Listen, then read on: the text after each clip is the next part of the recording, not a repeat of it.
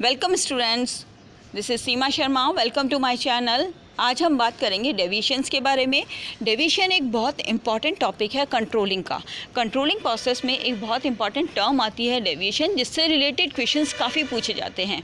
सिर्फ 12th में ही नहीं, इवन 12th के बाद अगर ग्रेजुएशन की बात करें तो भी ग्रेजुएशन में इस टाइप के क्वेश्चंस आते हैं, डेविएशन से रिलेटेड क्वेश्चन आते हैं।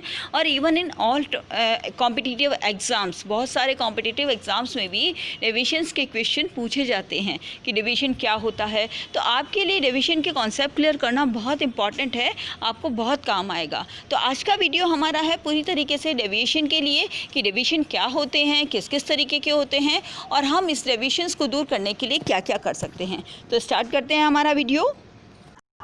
चलिए देखिए, डेविएशन होता क्या है। Deviation refers to difference between actual performance and standard performance. Okay, actual performance कौन सी? जो अभी हुई है, जो एक्चुअल प्रोडक्शन है, जो एक्चुअल वर्क है, उसको हम बोलते हैं एक्चुअल परफॉर्मेंस। और स्टैंडर्ड परफॉर्मेंस कौन सी होती है?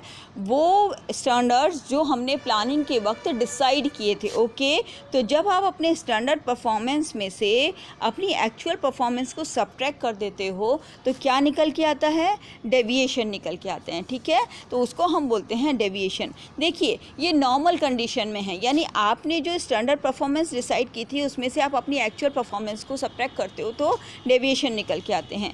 बट डेविएशन भी 2 टाइप्स के हो सकते हैं। डेविएशन हो सकते हैं पॉजिटिव और डेविएशन हो सकते हैं नेगेटिव। तो डेविएशन 2 टाइप के हो सकते हैं, पॉजिटिव एंड नेगेटिव। ओके, अब आपको एक एग्जांपल से क्लियर करती हूँ कि क्या होते हैं पॉजिटिव डेविएशंस और क्या होते हैं negative deviation. First of all देखते हैं positive deviation. When actual performance is better than plan performance, it is called positive deviation. Meaning क्या हुआ? जब आपकी एक्चुअल परफॉर्मेंस आपके स्टैंडर्ड परफॉर्मेंस से भी ज़्यादा हो। ठीक है, आपकी एक्चुअल परफॉर्मेंस आपकी स्टैंडर्ड परफॉर्मेंस से भी अगर ज़्यादा हो तो उस कंडीशन में जो डिफरेंसेस निकल के आते हैं that is called positive deviation. यानी आपके स्टैंडर्ड्स प्रॉपर डिसाइड नहीं हुए थे। चलिए देखते हैं एग्जांपल। प्लान में आपने डिसाइड किया था कि आप 100 यूनिट बना लेंगे। ओके, प्लान आपका क्या था? 100 यूनिट। एक्चुअली आपने कितना प्रोडक्शन कर लिया? 120 यूनिट्स का। डेविएशन कितने आए? 20 यूनिट का। यानी कहने का मतलब है कि क्या है डेविएशन? क्या है? 20 यूनिट का डेविएशन है। तो मतलब ये है कि आपने रिसोर्सेज को और ज़्यादा अच्छे से यूज़ किया है या आपने बहुत अच्छा वर्क किया है, इफेक्टिवली एंड एफिशिएंटली वर्क किया है, सो दैट आपके सामने क्या निकल कर आए? Positive deviation. ओके, तो पॉजिटिव डेविएशन क्या लेकर आएंगे? Actual performance is more than standard performance. Okay, तो उनके बीच का जो डिफरेंसेस होगा that is called positive deviations. अब देखिए negative deviation. Negative deviations when actual performance is less than the plan performance then it is called negative deviation. कहने का मतलब हो गया जब आपके स्टैंडर्ड परफॉर्मेंस ज़्यादा हैं आपके एक्चुअल परफॉर्मेंस से, तब वो क्या हो गए? तब हो गए नेगेटिव डेविएशन। देखिए, आपने प्लान किया था 100 यूनिट बनाने का, एक्चुअल परफॉर्मेंस आपकी कितनी है? 80 यूनिट्स की है, तो डेविएशन कितना हो गया? 20 यूनिट्स का। ओके, तो this is called negative deviation. यानी आपके प्लान से, यानी आपकी स्टैंडर्ड परफॉर्मेंस से कम है आपके एक्चुअल परफॉर्मेंस। ओके, तो that is called negative deviation. अब देखिए, दोनों ही चीज़ों को अच्छे से समझना ज़रूरी है। अगर डेविएशन पॉजिटिव आ रहे हैं, यानी आपने जो स्टैंडर्ड डिसाइड किए थे उनसे भी ज़्यादा आप एक्चुअल परफॉर्मेंस कर रहे हैं, दैट मीन्स ये हो सकता है कि आपने अपने स्टैंडर्ड अच्छे से डिसाइड नहीं किए या आपने अपने वर्क को, अपने एफिशिएंसी को अंडर एस्टिमेट किया। ओके, अंडर एस्टिमेट किया, यानी आपने बहुत लो स्टैंडर्ड्स रखे तभी आपकी एक्चुअल परफॉर्मेंस उसको क्रॉस कर गई। ओके, तो आपको क्या रिवाइज़ करना है?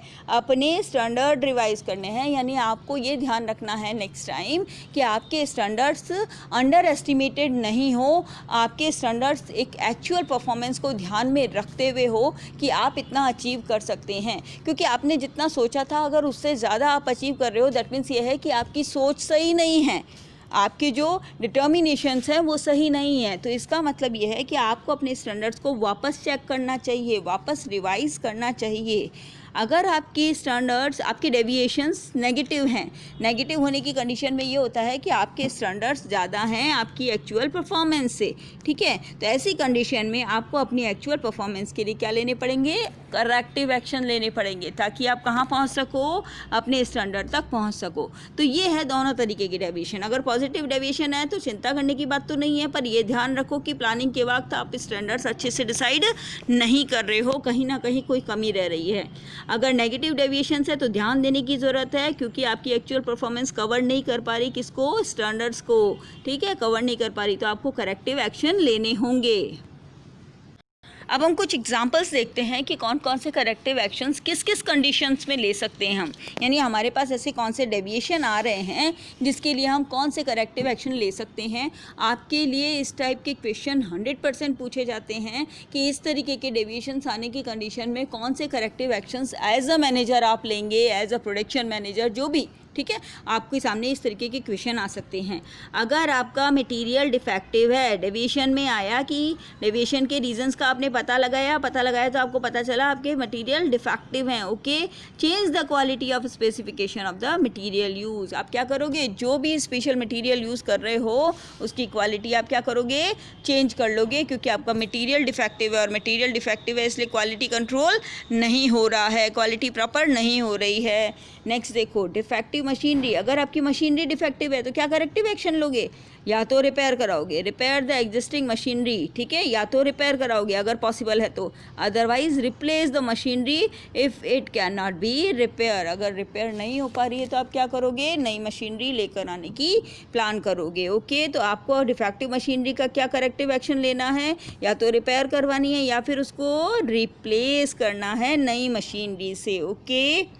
अब देखिए नेक्स्ट क्या है, नेक्स्ट है ऑब्सोलीट मशीनरी, यानी आपकी मशीनरी की टेक्नोलॉजी पुरानी हो चुकी है, ठीक है, पुरानी टेक्निक वाली मशीनरी है, तब आपका करेक्टिव एक्शन क्या होगा, undertake technological upgradation of machinery. आप अपनी मशीनरी का, अपने सिस्टम का क्या कराओ, अपग्रेडेशन कराओ, नई टेक्नोलॉजी उसमें अपग्रेड कराओ, ठीक है। तो ये आपका करेक्टिव एक्शन होगा इस कंडीशन में। नेक्स्ट देखिए, डिफेक्टिव प्रोसेस। अगर आपका प्रोसेस सही नहीं है और प्रोसेस में गड़बड़ी पता चली है आपको, then modify the existing process. अपने प्रोसेस को मॉडिफाई करो, यानी उसमें कुछ ऐसा चेंज करो कि जहाँ पर प्रॉब्लम आ रही है, जहाँ पर डेविएशन आ रहे हैं, वो डेविएशन नहीं हो, दोबारा नहीं बने। तो मॉडिफाई करना है हमें किसको, एग्जिस्टिंग प्रोसेस को मॉडिफाई करना है।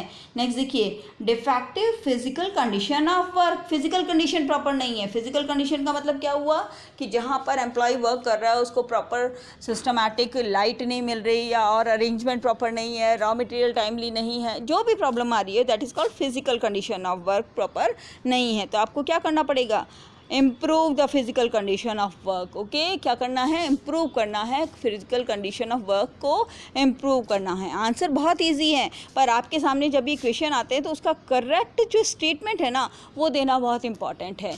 आपके लिए क्वेश्चन में कभी भी पूछा जाएगा कि इस तरीके के डेविएशन अगर क्रिएट हो रहे हैं तो आप उसका करेक्टिव एक्शन क्या लोगे। तो आपका जो स्टेटमेंट, आंसर का जो स्टेटमेंट है ना, वो एग्जैक्ट और अच्छा होना चाहिए, तभी आपको मार्क्स मिलते हैं। आप स्कोर कर पाएंगे तभी जब आप एग्जैक्ट और अच्छा आंसर देते हैं। चाहे आप स्टेटमेंट एक ही लिखें, चाहे आप सेंटेंस एक ही लिखें, पर वो भी एक अच्छा स्टेटमेंट होना चाहिए, तभी आपको मार्क्स मिलते हैं, स्कोर करते हैं आप। तो आपको क्या ध्यान रखना है कि इस तरीके के कोई भी एग्जाम्पल अगर पूछे जाते हैं तो आप बढ़िया सा स्टेटमेंट दें, बढ़िया सा उसका करेक्टिव एक्शन दें और वर्ड्स अच्छे यूज़ करें। तो यही इसके लिए इम्पॉर्टेंट है। आज की वीडियो में हमने क्या पढ़ा, डेविएशंस के बारे में। डेविएशंस क्या होते हैं, स्टैंडर्ड परफॉर्मेंस से जो एक्चुअल परफॉर्मेंस का डिफरेंसेस होता है, that is called deviations. Deviation positive भी हो सकते हैं और नेगेटिव भी हो सकते हैं, ओके। अगर एक्चुअल परफॉर्मेंस स्टैंडर्ड परफॉर्मेंस से ज़्यादा है तो पॉजिटिव होंगे, और अगर स्टैंडर्ड परफॉर्मेंस एक्चुअल परफॉर्मेंस से ज़्यादा है तो नेगेटिव डेविएशंस होंगे। तो दोनों के बारे में हमने एग्जांपल देखा, फिर हमने देखा कि हम करेक्टिव एक्शन क्या ले सकते हैं। तो करेक्टिव एक्शन में बस ये ध्यान रखना है आपको कि डेविएशन का कॉज क्या है और उसके करेक्टिव एक्शन क्या लिए जा सकते हैं, और उस हिसाब से आपको आंसर करना है। होप करती हूँ आपको समझ आ गया होगा डेविएशन वाला टॉपिक। अगर कुछ भी समझ नहीं आया है तो बेटा आप कमेंट कर सकते हैं। अगर कोई क्वेश्चन भी आपके पास है तो आप उस क्वेश्चन को कमेंट बॉक्स में लिख करके और मुझे बता सकते हैं, मैं उसका आंसर आपको बताऊंगी। फिर भी कोई प्रॉब्लम आती है तो आप पूछिए।